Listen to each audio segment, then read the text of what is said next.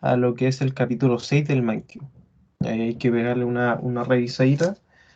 Eh, Comentarte que nos queda muy poco para terminar el semestre. Yo desconozco cuándo van a tener su certamen, voy a hablar eso con la profe para coordinarnos bien, porque a nosotros al menos nos quedan lo que son 3 ayudantías.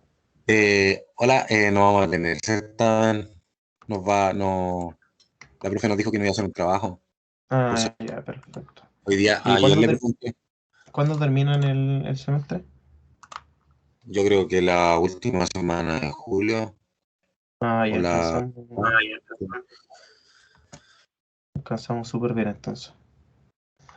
Igual lo voy a hablar ahí con ella, quizás quiere que termine un poquito antes, pero al menos nos quedan lo que son este y 3 sets más, deberían ser.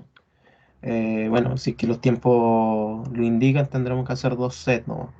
Pero ahí vamos a ver cómo andamos con los tiempos. Ya lo que vamos a ver hoy es el set 7, como te dije, que corresponde al capítulo 6 del Mankio, que se llama La oferta, la demanda y la política económica, gubernamental. ¿Se quedó Ahí tiene pegado? bastante nombre. ¿Yo? Sí. Ya. Decía que cualquier cosa, si me vuelvo a pasar, me avisan ya, a ver si que puedo cambiar un poco el internet. Les contaba que vamos a ver el set 7 correspondiente al capítulo 6 del Mankio, que se llama La política, la demanda y... O sea, la oferta, la demanda y la política económica, gubernamental, y ahí tiene algunos nombres. Entonces, ese set ya está subido al Canvas, así que ustedes lo pueden revisar. Les empiezo a compartir la pantalla equivocada, creo. Ahí sí que sí.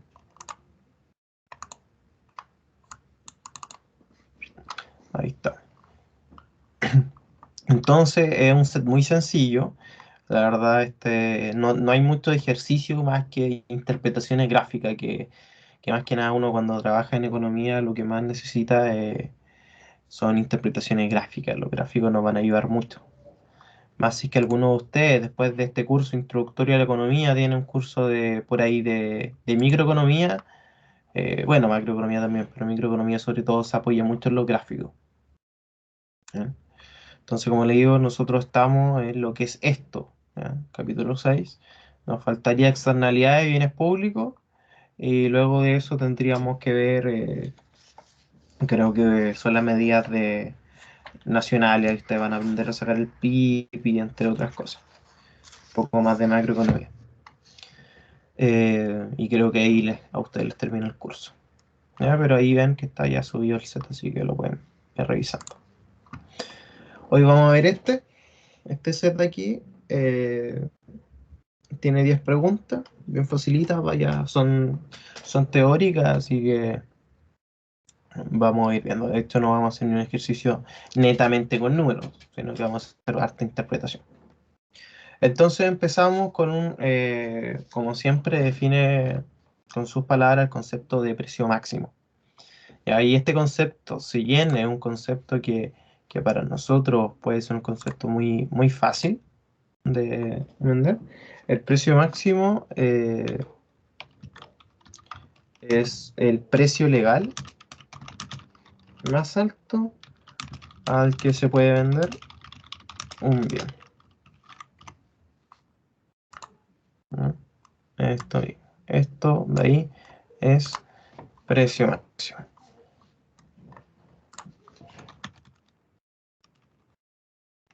Esa es la definición formal, ¿no? Más que nada, yo siempre les digo que cuando ustedes le piden con sus palabras, más que nada, es que ustedes expliquen qué significa eso.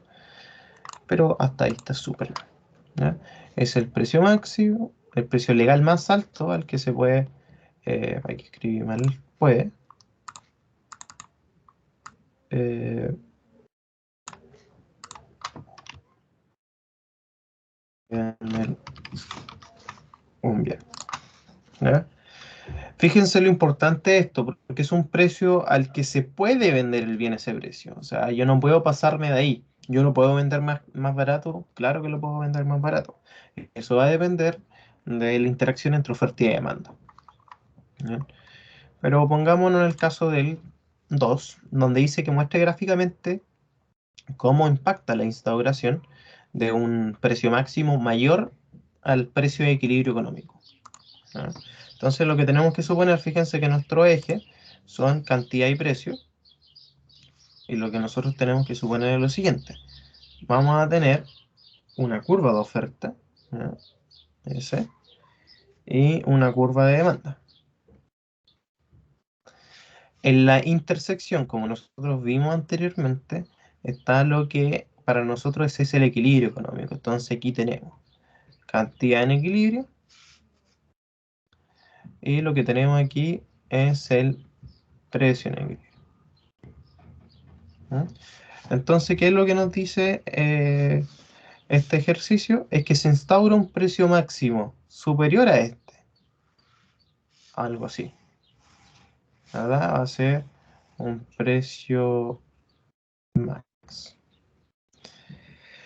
Entonces ustedes tenemos que decir, ¿qué pasará con este precio máximo? ¿Ya?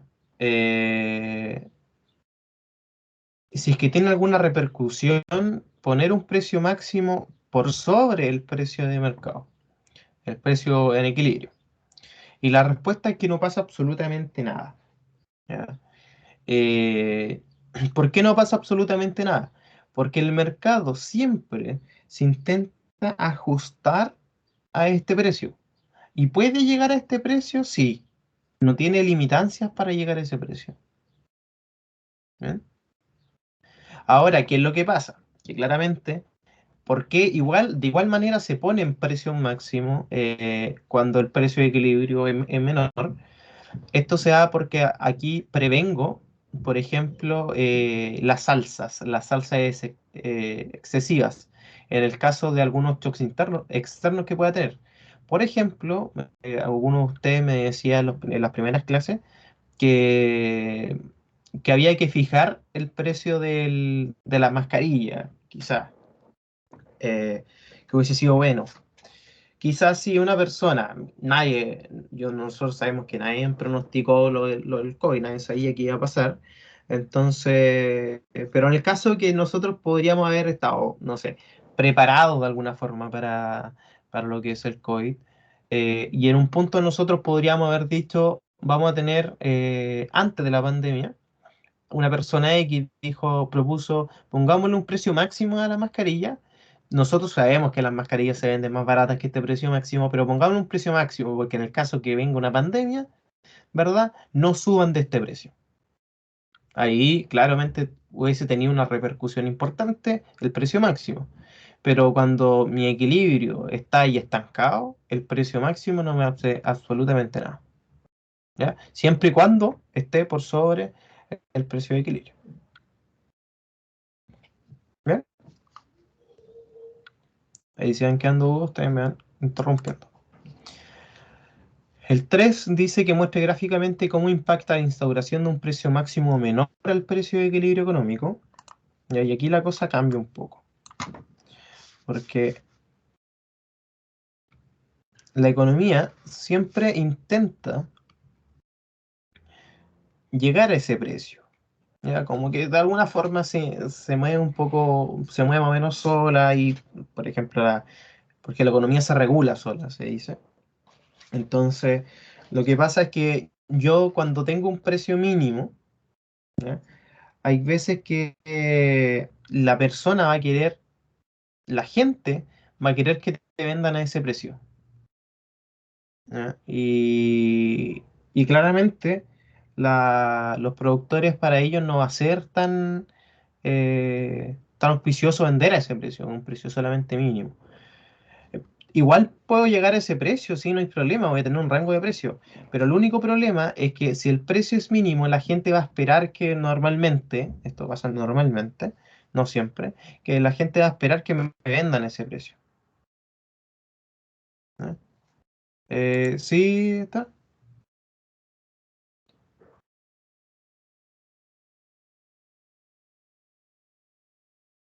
Ya no sé si está equivocado, pero.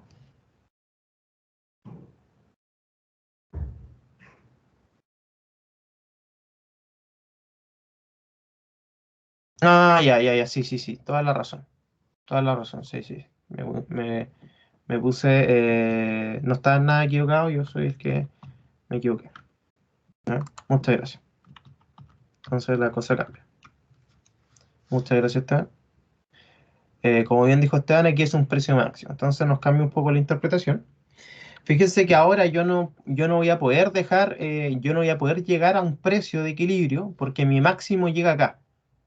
Entonces, si se fijan, mi precio va a ser este, ¿ya? Mi precio máximo, porque yo no puedo llegar allá. Como que hay algo que me impide. Yo puedo subir el precio, pero nunca voy a poder llegar a mi equilibrio, ¿ya? Entonces, como mi precio máximo está acá y mi precio de equilibrio está, tengo esa brecha ahí que no voy a poder llegar, lo que pasa es que yo voy a tener dos cantidades, ¿ya? Porque no estoy en equilibrio. Voy a tener una cantidad ofrecida que va a ser chiquitita, ¿verdad? Ellos normalmente, los productores van a ofrecer una cantidad muy chica. ¿Ya? ¿Por qué? Porque es un precio tan bajo, no le conviene vender tanto. Y en cambio, los demandantes me van a ofrecer una cantidad muy grande. ¿Por qué? Porque es un precio chico y yo voy a querer comprar porque es el mismo bien, pero más barato. ¿Qué es lo que pasa cuando ponen este precio máximo por debajo a lo que es el precio de equilibrio? Lo que se genera es una brecha acá. Y esta brecha nosotros la vimos como dos ayudantías anterior. Y lo que se genera es escasez. ¿No? ¿Por qué? Pongámonos nuevamente en el caso de las mascarillas. ¿Qué pasase si alguien hubiese dicho, sabe que yo quiero prevenir en el caso de que venga una pandemia? Esto estoy haciendo una suposición claramente. Quiero prevenir y que mejor pongámosle un precio máximo menor a lo que se venden hoy día. En el caso de que se venga una pandemia, nosotros vendemos las mascarillas más baratas que en todo el mundo. La verdad que cuando nosotros vendemos las mascarillas a un precio menor que al precio de equilibrio, muchos oferentes van a tener que dejar de ofertar porque no les sale a cuenta. Ay, pongámonos en el caso que, no sé, Fernanda, Diego y Esteban venden mascarillas, pero Esteban se las consigue a 100 pesos la caja, Diego a 150 y Fernanda a 300 pesos la caja. Si yo pongo un precio de 150, Fernanda no va a poder vender porque no le va a salir a cuenta. ¿Ya? Esteban va a poder y va a ganar, pero va a ganar menos, ¿verdad? Que antes, pero va a seguir ganando. Pero Diego va a estar ahí y un día, bueno, puedo vender o no puedo vender. Probablemente no venda, porque si es que vende o no es lo mismo. Entonces va a bajar la cantidad ofrecida, sí o sí. Pero la cantidad demandada va a ser mucho más grande porque, imagínate, están vendiendo el mismo producto que antes se vendía a un precio más alto, lo están vendiendo el mismo a un precio más bajo. Es la lógica de la oferta. Si yo pongo una oferta, van a comprar más. Entonces voy a tener una cantidad demandada más alta. Entonces fíjese, yo voy a demandar mucho, pero realmente no va a haber tanto de ese producto. Lo que se genera es una escasez de producto. Van a faltar productos. ¿Bien? Y este es el caso de el ejercicio 3. ¿Bien? Ahí si van quedando dudas, pueden decirme nomás. Vamos a ver el 4 que dice, defina con sus palabras el concepto de precio mínimo. Acuérdense que como ya lo hizo Esteban, si ustedes no quieren hablar o por ahí no pueden hablar, pueden mandar un mensajito nomás, yo los voy leyendo.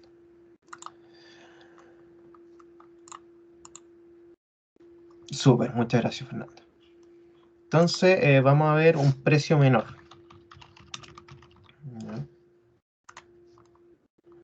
Yo desconozco de qué le van a hacer el trabajo, pero le voy a preguntar a la profe de qué. En caso de que por ahí el trabajo, bueno, claramente lo voy a poder ayudar. En el caso de que efectivamente la profe le haga un trabajo, así que le voy a preguntar a la profe de qué es. Y ustedes saben que tienen mi correo en en todos en todo acá. Al final sale mi correo UDEC, así que lo pueden escribir ahí sin ningún problema. Ya, en el caso que tengan dudas con el trabajo, más adelante si tienen dudas con estos mismos ejercicios, Eh, Más adelante lo intentan hacer por su cuenta y algo que realmente ahora lo creían claro, pero después no, cosa que pasa muy seguido. Eh, Ustedes pueden simplemente escribirme, no hay ningún problema. ¿Mm? Veamos lo siguiente. Voy a tener un precio mínimo. El precio mínimo, nuevamente la definición, es que el precio legal más bajo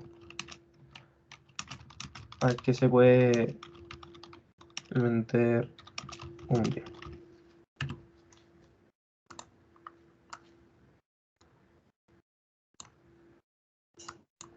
¿Eh?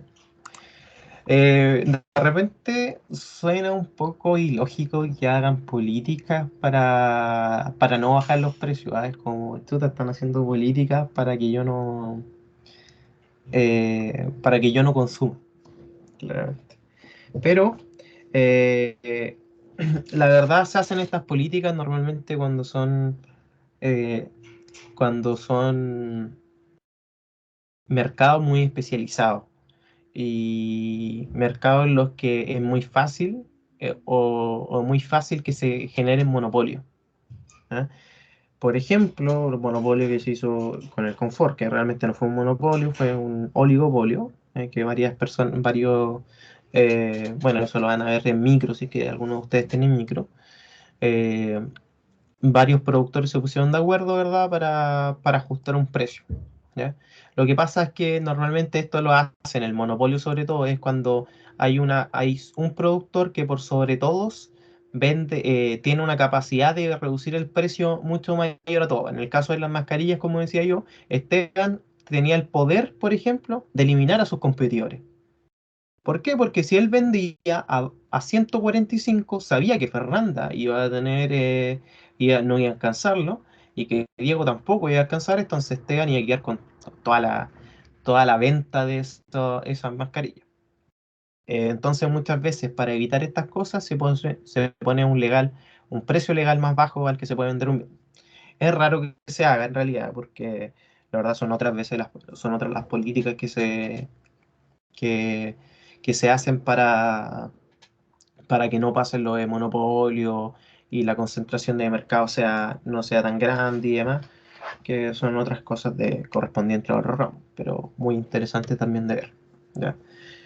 Por ejemplo, ustedes no sé si sabían que Corner Shop, que es una empresa chilena, creo, que, que vendía, o sea, no la venden, ellos eran las personas que te iban a comprar el súper, ¿verdad? Y después, o te iban a comprar a cualquier lado, uno se metía en una aplicación, decía, hoy quiero comprar esto, ¿cachai? Y un tipo iba, me lo compraba y me lo llevaba a la casa. Un momento Walmart quería comprar Corner Shop. Y la verdad es que como es tan grande Walmart, no lo dejaron. No dejaron comprar Corner Shop por el hecho de que afectaba al libre mercado. Terminó Uber comprando Corner Shop. Corner Shop ahora es de Uber. Ahora claramente ahora pueden hacer alianzas con Walmart, pero no lo podía adquirir. Entonces, de repente, cuando uno lee esas noticias, lo que se habla sobre esto son políticas también para evitar estos monopolios y cualquier cosa que me pueda afectar al libre mercado. ¿Ok? Entonces, veamos gráficamente. Nuevamente vamos a tener que hacer un gráfico de... Vamos a hacerlo en negro, ¿sí? Un gráfico de oferta y otro gráfico de demanda. Y la primera pregunta, bueno, voy a hacer nuestro precio en equilibrio, ¿verdad? Cantidad en equilibrio. Y aquí va a ser precio en equilibrio. Ujú. Entonces me pregunta mucho gráficamente cómo impacta una instauración de un precio mínimo menor al del precio de equilibrio. ¿Ya? Entonces, aquí el razonamiento es muy parecido al anterior. Voy a tener un precio mínimo menor. Entonces, si ustedes fijan, aquí el precio se puede bajar, bajar, bajar, bajar y voy a llegar al precio, por ejemplo, si el precio está acá, yo bajo, voy a llegar al equilibrio, ¿verdad? Y no voy a tener problema, voy a poder llegar al precio de equilibrio sin ningún problema. El problema es en la otra pregunta, en la pregunta 6, cuando lo que nosotros tenemos es un precio mínimo superior al precio de equilibrio, ¿ya? ¿Qué es lo que pasa acá? Fíjense que los demandantes a este precio mínimo mayor van a tener que comprar menos cosas. ¿Por qué? Porque no le van a alcanzar básicamente para comprar lo que antes compraba. O simplemente eh, los demandantes van a decir, chuta, a este precio no me conviene comprar tanto como compraba ahora, vamos a ajustar un poco el cinturón, ¿verdad? Y vamos a comprar menos. Cosa que no pasa con todos los bienes. Ustedes saben que, como vimos en clases anteriores, esto, por ejemplo, para los bienes esenciales no pasa. Una persona no puede dejar de comprar confort porque el precio suba. O sea, claramente no. Pero los demandantes los oferentes van a empezar a decir, no, pues a este precio, chuta, yo puedo vender mucho más, po. O sea, me conviene mucho más vender las mascarillas a un precio mucho más alto. Eh, ¿Qué se genera aquí? Que los oferentes van a querer vender mucho, mucho más y los demandantes van a querer comprar mucho menos porque el precio es muy, muy alto. Entonces, lo que se genera aquí es un excedente, ¿ya? O, en otras palabras, para que no se confunda con excedente consumidor y productor, es un exceso,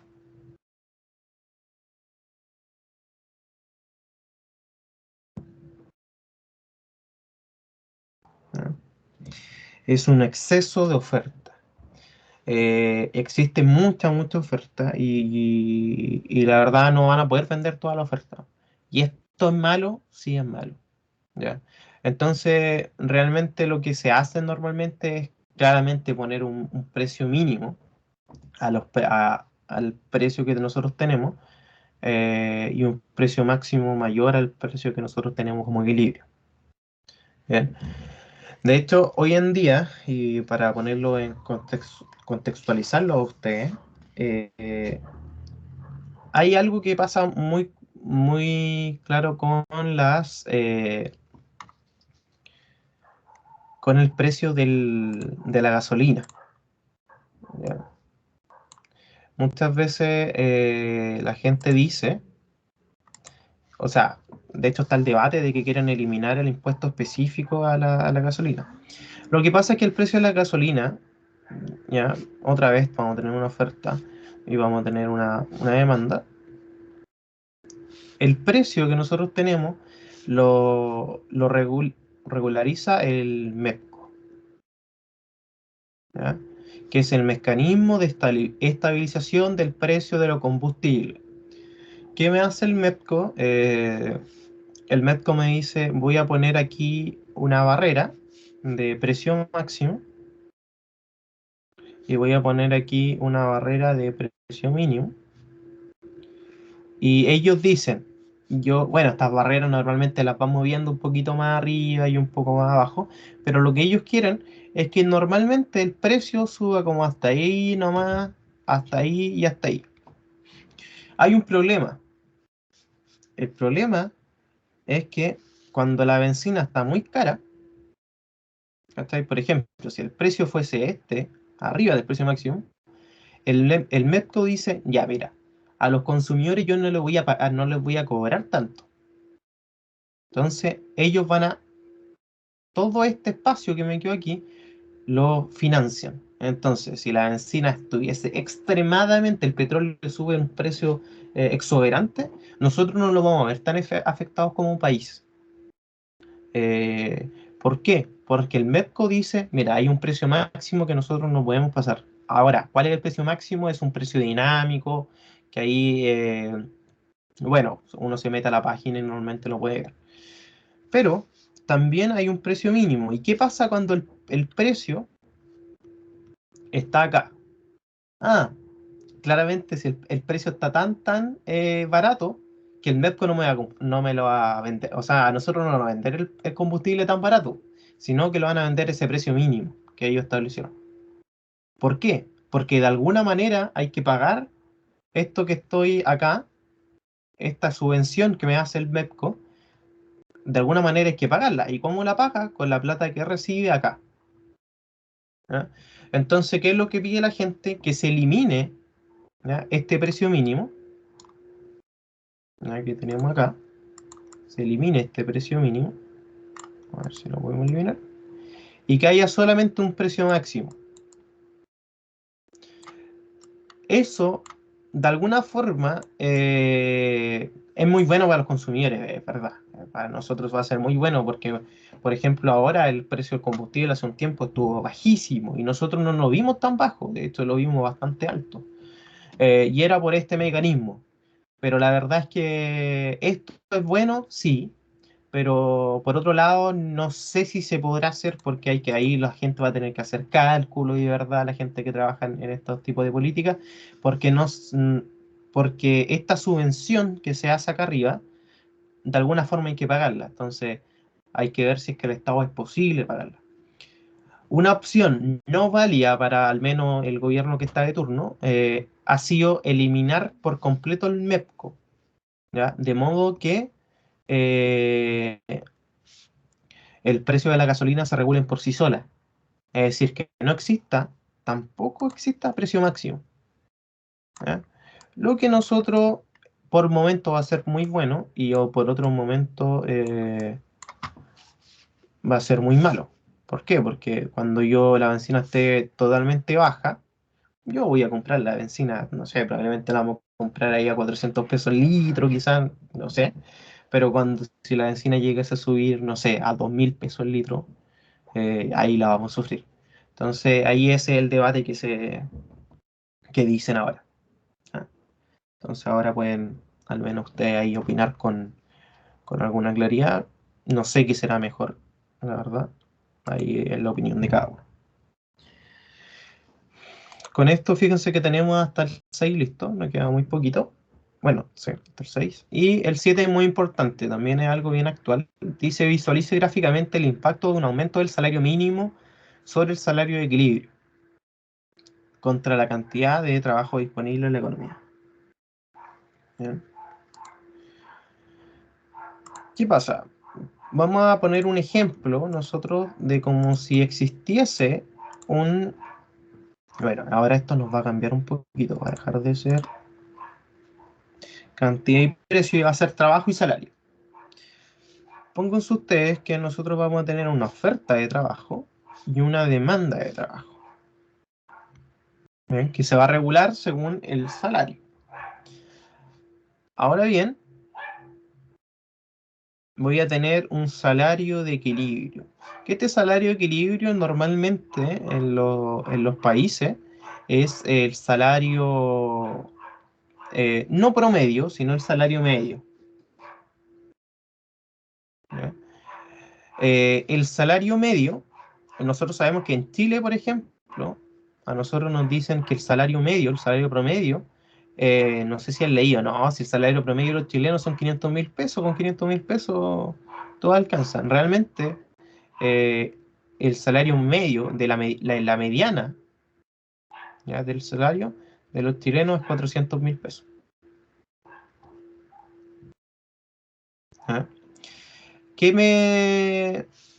Ya, y esto es un aproximado, ¿verdad?, del salario de la mediana. ¿Ya? Un aproximado, ¿no? Siempre es igual. El hecho es que hay una diferencia, porque acuérdense que en el promedio yo sumo eh, todos los salarios y después lo divido por la cantidad de personas. En la mediana yo lo ordeno de mayor a menor o de menor a mayor y pongo el del medio. Es decir, la mitad de los chilenos gana más de 400.000 y la mi otra mitad gana menos de 400.000. Es un poquito más de 400.000, pero esa es la lógica.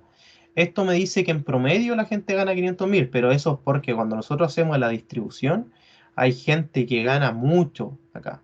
Mucho, mucho, mucho. Entonces, esa gente me tira el promedio hacia arriba. Eh, ¿Cuál es el problema? Y esto igual es un debate.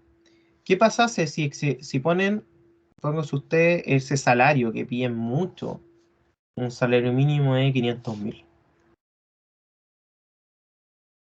Por sobre eh, mi salario equilibrio. Salario de equilibrio, porque no sabemos si es que la mediana es un aproximado o no. Estamos poniendo un supuesto. ¿Qué va a pasar? Que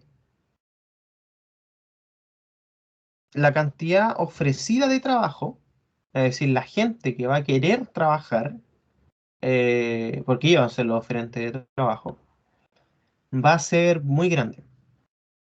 ¿Por qué? Porque, chuta, en los salarios, cuando uno mide el desempleo, por ejemplo, eh, cuando uno mira el desempleo, hay gente que no puede trabajar, hay gente, esa es la gente inhabilitada para trabajar, hay gente que estudia y por ende está haciendo como inversión pre-trabajo, hay gente que no está en edad de trabajar y hay gente que simplemente no quiere trabajar y otra gente que está buscando empleo. Probablemente si se sube el salario mínimo, gente que antes no trabajaba, ahora va a querer trabajar. Esa gente que antes simplemente no quería trabajar, ahora va a querer trabajar. Pero el problema es que en las empresas, cuando hay un salario mínimo más alto, ellos van a demandar menos. ¿Por qué? Porque probablemente no les alcance para pagar tantos sueldos. Lo que se genera aquí es un exceso de trabajo. Lo que en otras palabras, en este gráfico, es desempleo. ¿Eh? Ahora bien, pues esto me pueden decir, pero tú no querías entonces que suban el sueldo mínimo a 500.000 pesos. Sería fantástico, ¿verdad? De hecho, no es que no quiera. El problema es que esto es lo que provocaría. Esto tiene que ir de la mano también con políticas gubernamentales que digan, por ejemplo, pero no, si la empresa no puede llegar a este punto, o sea, no puede llegar a este salario, lo que voy a hacer yo va a ser una subvención. ¿Ya? Si tú no lo puedes pagar, yo te voy a subvencionar. Así no tienes que despedir a nadie.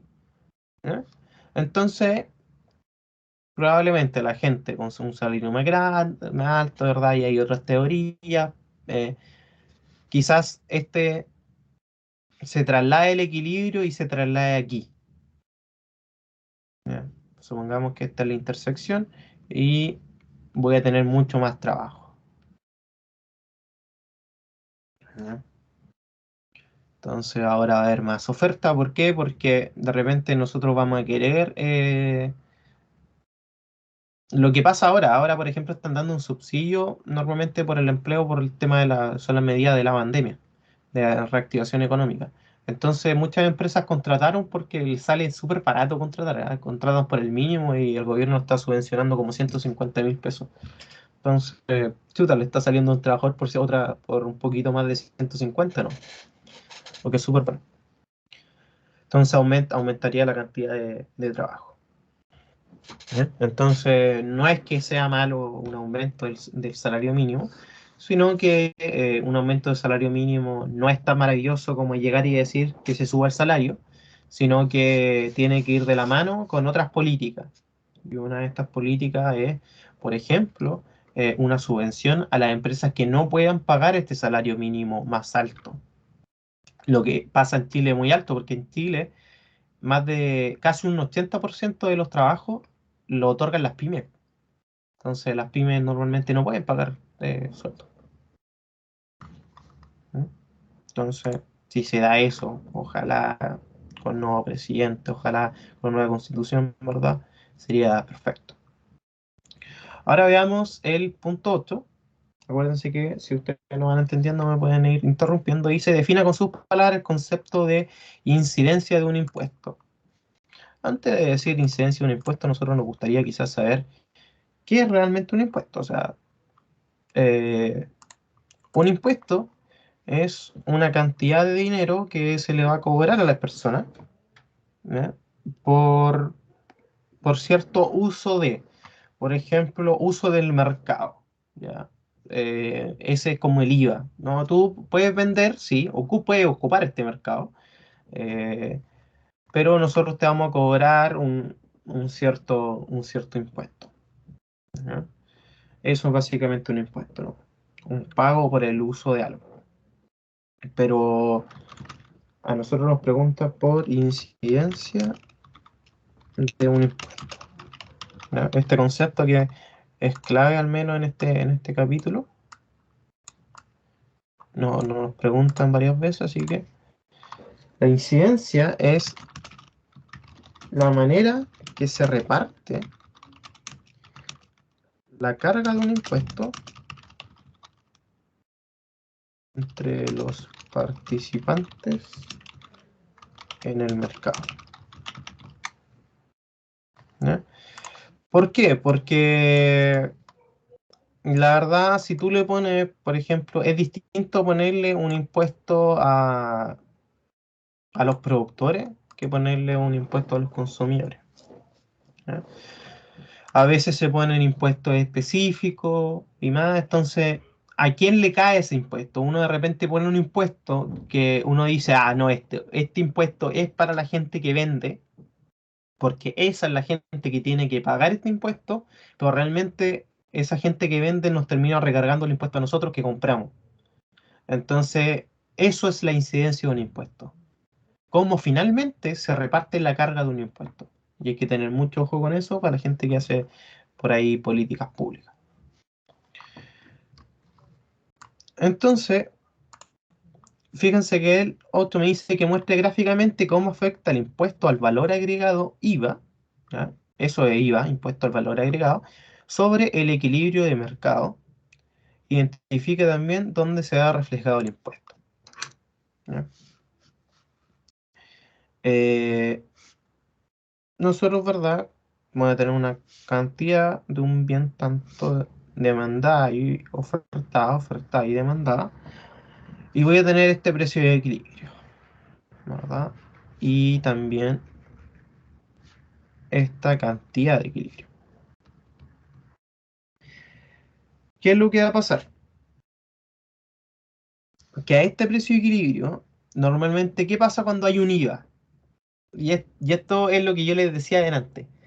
El IVA, uno no paga el IVA, o sea, bueno, uno no tiene, yo como consumidor no tengo que ir al servicio de impuesto interno y decirle, mire caballero, yo este mes compré tanta cantidad de cosas y vendí tanta cantidad de cosas y entonces le voy a pagar esta cantidad de IVA. Tampoco me llega una carta ni una cuenta al correo que me diga este mes adeuda esta cantidad de IVA. Eso lo hacen las empresas. ¿Ya? Y esto es un poco más de contabilidad y finanzas. Existe el concepto de IVA crédito fiscal y IVA débito fiscal. Las empresas cuando compran cosas, por eso la compra con factura, porque cuando compran con factura ellos compran IVA, ¿bien? Pero cuando ellos venden productos, ellos venden IVA. Entonces, si las empresas vendieron más IVA de lo que compraron, la empresa va a tener que pagar esa diferencia al Servicio de Impuesto Interno. Pero si la empresa compró masiva del que vendió, eso no se lo devuelven. ¿Ah? No es tan maravilloso, no me van a devolver esa plata, sino que más bien esa plata me va a servir, ese saldo, esa diferencia que me quedó a mi favor, me va a servir para el periodo siguiente, para el mes siguiente. Yo voy a empezar con un saldo a favor. Eh, pero, ¿qué pasa? Y me quedo en el caso de que Fernanda vende, no sé, hace una pyme de estas libretitas, ya, que están bien buenas, que Bullet Journal, que se llaman, o una libreta, pongámosle libreta, ¿no? Para que esté más simple. Vende libretas, bien bonitas, y ella las vende simplemente, las vende en la U, ¿ya? Ahí cerca del campanil se pone con sus vestidos y le va súper bien. La verdad, todo el mundo le compra. Todas las facultades, todas las carreras les compran porque son bien buenas y bien baratas en realidad. Y mucho, le sale mucho más barato a Fernanda. Bueno, a la gente comprar a Fernanda y comprarle a otra persona. El punto es que Fernanda dice, chuta, esto está tan bueno, voy a abrir un negocio mejor. O sea, me voy a formalizar porque nadie sabe, me está yendo tan bien que quizás me van a tener a servicio de impuesto interno, algún envidioso por ahí me va a decir, chuta, tú estás vendiendo, no estoy dando boleta, entonces mejor me voy a formalizar y voy a hacer mi iniciación de actividad y todo. El punto es que a ella le va tan bien que va a tener que hacer esto, y ahí llega un punto que sí o sí, nadie puede estar en lo informal siempre, si es que le da bien.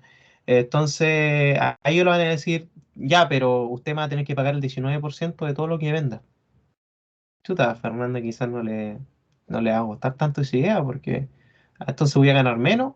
No, una persona, un ejecutivo probablemente del Servicio de Impuesto Interno, te va a decir, "No, pero no te preocupes, Fernanda, o sea, tú recárgale ese precio a los consumidores, ¿no?".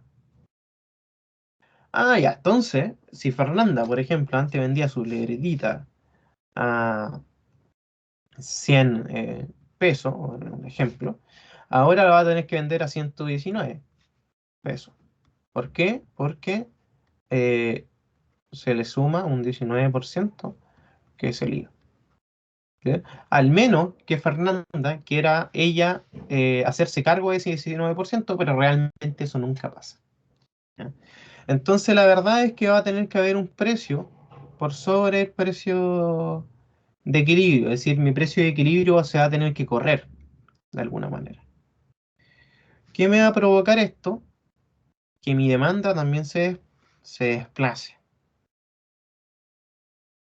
¿Ya? Fíjense que no, es lo siguiente, estoy mintiendo aquí. Mi demanda de hecho se va a desplazar para abajo. ¿Por qué? Porque si bien mi precio está acá arriba, ¿ya? El precio real es más bajo. ¿Ya? Entonces se genera una diferencia. ¿Ya? Esa diferencia aquí es el impuesto, que para nosotros es el IVA. Entonces va a haber otra diferencia aquí y aquí se va a generar mi demanda 2. ¿Ya? De hecho, fíjense que la gente me va a terminar demandando mucho menos, probablemente ahí es la capacidad que va a tener eh, Fernanda de vender sus productos, innovarse, ahora que soy, no sé, voy a poder comprar unas de mejor calidad al mismo precio, no sé, y quizás pueda llegar al mismo equilibrio que tenía antes, pero de pronto solamente el hecho de una instauración de IVA me genera que se me reduzca la cantidad demandada y el impuesto se ha reflejado como la diferencia, ¿verdad?, entre el precio real y el precio de equilibrio que tenía sin el impuesto. ¿Ya? Eso es. La siguiente pregunta me dice algo un poquito distinto.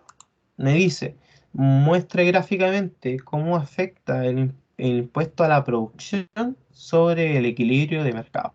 Identifique también dónde se ha reflejado el impuesto. Estos son un tipo de impuestos que son impuestos específicos. Por ejemplo, X persona vende tal producto, entonces le vamos a poner un impuesto a la producción de ese producto.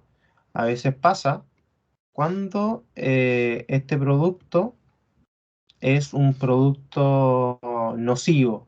Por ejemplo, a la minera le hacen un impuesto específico. Lo que va a pasar acá va a ser que nosotros vamos a tener un precio tal, ¿verdad? Y nuevamente esto me va a generar más costos de producción, por ende el precio nuevamente va a subir. Si se fijan, todos los impuestos me generan que un precio suba. Entonces, si se fijan, de todas maneras, ¿a quién hay? Mira, hay, la forma en que se reparte la carga de los impuestos entre los participantes. Si se fijan, aquí la cantidad demandada también va a ser menor a la de equilibrio. ¿Ya? ¿Por qué? Porque voy a tener un precio, ¿ya? Un precio tanto, precio, vamos a poner comillas, más alto al que es de equilibrio habitualmente sin impuesto, sin este impuesto específico a la producción. Pero ¿a quién afecta? En los dos casos, en el caso del IVA y en el caso del impuesto específico a la producción. A pesar de que el IVA está más concentrado en que en el consumidor y el precio de producción, o sea, el impuesto de producción está más centrado a los productores, claramente, ¿a quiénes afectan? Ambos afectan a ambos agentes. ¿Por qué? Porque el IVA me hace que se suba el precio y a mayor precio, ¿cachai? A los productores van a recibir menos. ¿Por qué? Porque las personas no van a poder pagar todo eso. ¿Cachai? Entonces, probablemente a ti, Fernanda, no va a vender la cantidad de libretas que vendías antes. ¿Ya? Y eso probablemente lo vas a sentir. Pero por otro lado, el que hay un impuesto de producción más alto, me van a subir mis costos. Y como me van a subir mis costos y yo voy a querer seguir ganando lo mismo, yo voy a tener que subir los precios. ¿Ya? Y entonces eso, si yo subo los precios, va a decir que yo voy a vender menos. ¿Ya? ¿Por qué? Porque si el precio es más alto, lo normal, en un bien normal, claro que estamos analizando, la cantidad se va a reducir. Ahora alguien me puede decir, ya, pero ¿sabes que yo, a pesar de que me pongan un impuesto, yo no quiero subir los precios? Es lo mismo, exactamente lo mismo. ¿Por qué? Porque mis costos van a ser más altos. Entonces, si bien yo voy a seguir vendiendo lo mismo, yo lo que voy a ganar va a ser mucho menos. ¿Ya? Entonces, ahí nos queda una duda, que es, y yo creo que está clara. De por sí, los impuestos es una imperfección de mercado. Yo no puedo hablar de mercado perfecto si que tengo impuestos.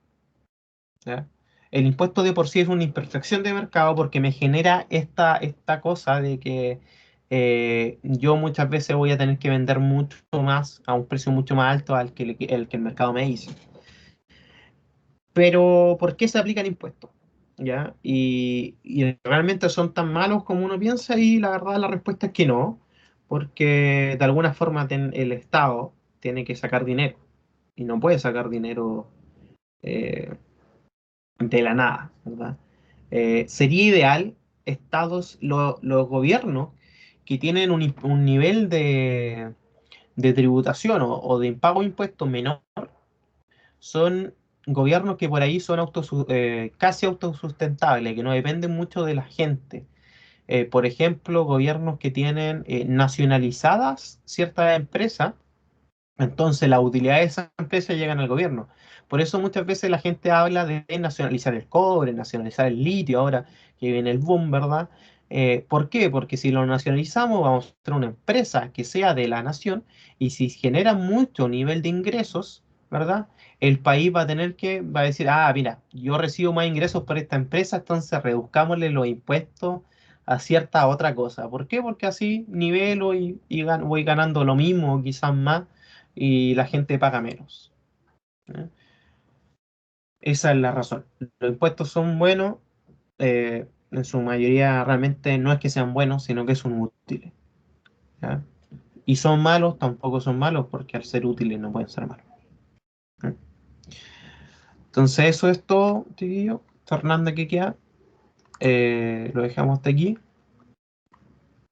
Así que estés bien. Vamos a parar la grabación. Nos vemos.